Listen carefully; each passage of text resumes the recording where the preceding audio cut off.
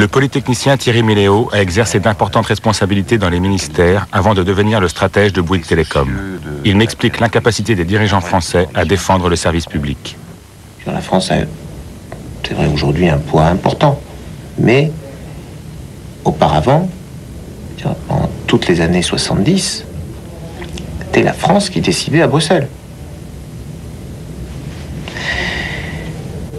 Donc il y a eu cette confiance dans la pérennité du contrôle d'un système. Puis brusquement, on a perdu le contrôle, d'autres pays sont rentrés, ce qui est légitime dans la communauté, qui ont fait valoir leur point de vue. Le point de vue français n'était devenu qu'un point de vue parmi d'autres.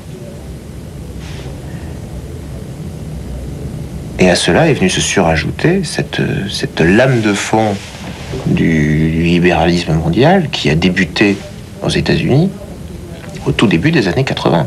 Les Européens, les Britanniques, sont les premiers à reconnaître que les services publics français sont d'une qualité remarquable. Ils sont les premiers à reconnaître que s'ils avaient été dans notre cas, ils n'auraient jamais procédé à la libéralisation des services publics.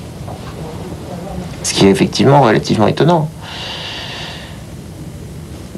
Quelque part, nous avons défendu les services publics un petit peu trop tardivement, et le mouvement de libéralisation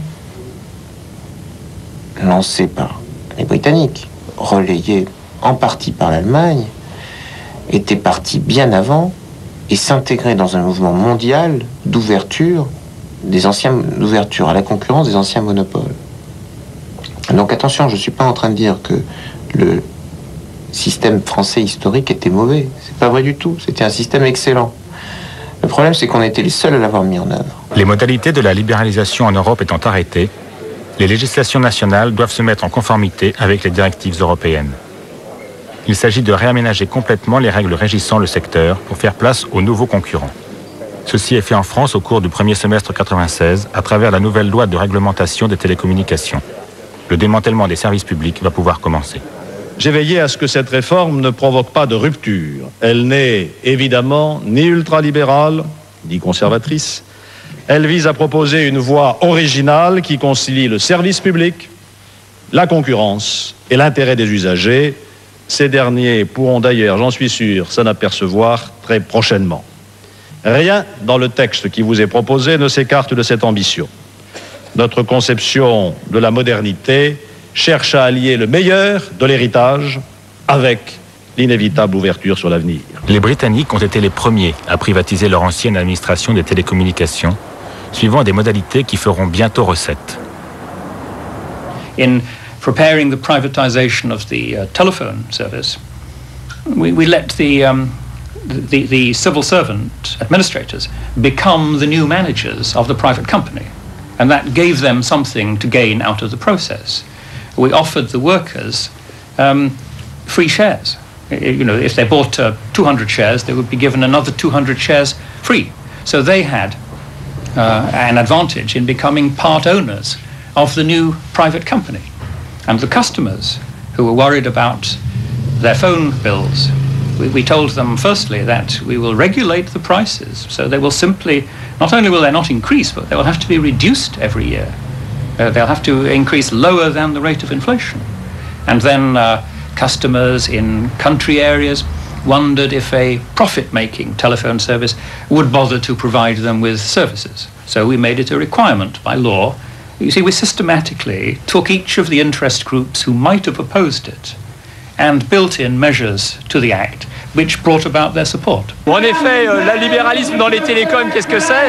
C'est une augmentation des communications pour les plus petits usagers. Bon, déjà, il y a une augmentation de 29% de l'abonnement qui a déjà été mis en place et ce n'est pas fini. Deuxième chose, pour le personnel, c'est une accélération des suppressions d'emplois. Ils veulent en effet arriver à passer dans les plus brefs délais de 150 000 personnes actuellement à environ 100 000 personnes. On quitte un monde pour en rejoindre rejoindre un autre, on peut se demander si on n'était pas mieux dans le monde précédent.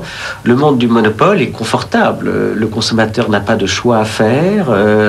Chacun est à sa place. Bon, le monde de la concurrence est plus instable. D'abord, il vous oblige à exercer un rôle actif d'arbitrage. Il met l'utilisateur au centre de la décision. Et je dirais, c'est à l'utilisateur, finalement, lui-même, de tirer parti de cette concurrence en comparant ce qui est en face de lui. C'est peut-être, ça demande plus d'efforts. Ça demande plus d'efforts. Et donc, je dirais, on comprend, certaines hésitations devant le passage d'un monde à un autre. Enfin, moi, je pense qu'honnêtement, la concurrence peut être réellement une source de créativité, de croissance, de stimulation. Et je dirais, regardez même au sein de France Télécom, ceux qui travaillent pour Itinéris, vous diront tous qu'il n'y a pas de meilleur stimulant, de meilleure émulation que le fait de pouvoir se comparer mois après mois avec les performances des concurrents. Qu'y a-t-il de plus stimulant que le fait de se confronter à un compétiteur? Nous avons aujourd'hui affaire à un totalitarisme. Après tout, un totalitarisme, c'est quoi? On en a connu un certain nombre. Les fascismes étaient des totalitarismes, le communisme stalinien était un totalitarisme. C'est lorsque certaines religions sont totalitaires, quand elles dominent totalement. Un totalitarisme, c'est quoi? C'est lorsque, disons, une structure de pensée, un modèle de pensée, a des réponses pour tous les comportements et toutes les attitudes de tous les individus d'une société. Rien n'échappe, disons, à cette sphère. Tout est déterminé ou prédéterminé. Eh bien, aujourd'hui, le libéralisme s'impose de la même manière. Les États s'y soumettent et les individus s'y soumettent également. Et d'autre part, tous les clercs de cette religion, qui sont nombreux, et tous les organes, toutes les églises, n'est-ce pas, de cette nouvelle religion, nous incitent tous les jours à accepter ce dogme. C'est un bien pour nous. Nous devons, comme toute idéologie, il faut estimer non seulement que c'est un bien en soi, mais que c'est un bien pour chacun, et que même si nous souffrons, c'est pour notre bien ou pour le bien de la collectivité. Donc aujourd'hui, objectivement, on peut dire que le libéralisme fonctionne comme un totalitarisme, d'autant plus oppressant que, comme on le constate, il n'y a pas, disons, de système global à lui opposer. Début 1997, on célèbre à l'OMC la décision prise par 69 pays d'offrir leur marché des télécommunications à la concurrence internationale. Ladies and gentlemen, I'm very happy to be here tonight with you and delighted to announce a major result of a major negotiation. We are tonight celebrating a very important victory. The telecom deals will contribute to lower cost for consumer, and the price reduction will be very significant.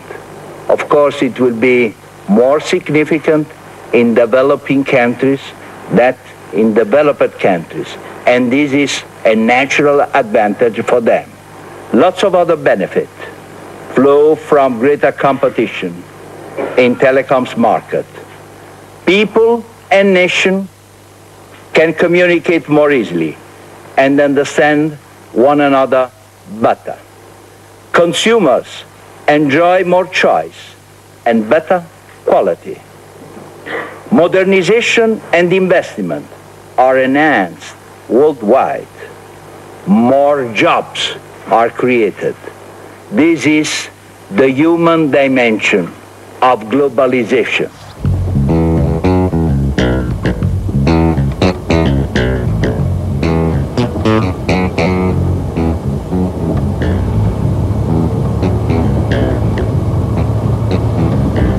Jamais dans l'histoire de l'humanité, un aussi petit nombre d'hommes n'a comme aujourd'hui régné sur un aussi grand nombre de leurs contemporains.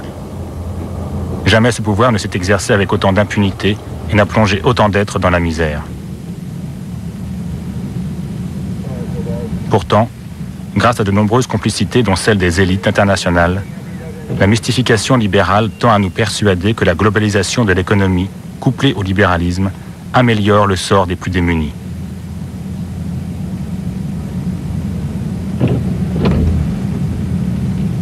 L'Organisation des Nations Unies venait de réaliser un rapport chiffré sur la nouvelle géographie des richesses et de la pauvreté. Richard Joly, le directeur du département du développement de l'organisation, m'a livré quelques éléments de cette étude.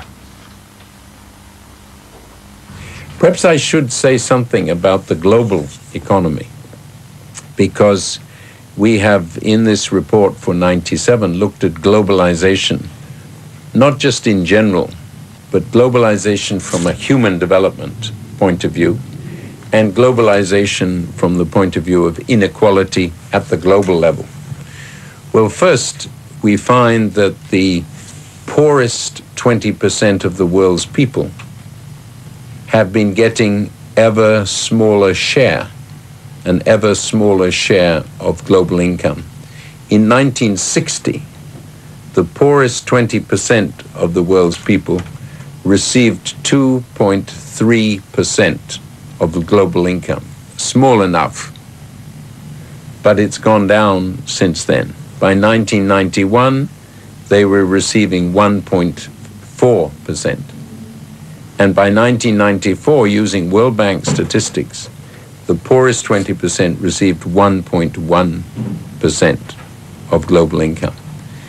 The richest 20% in 1994 received 86%.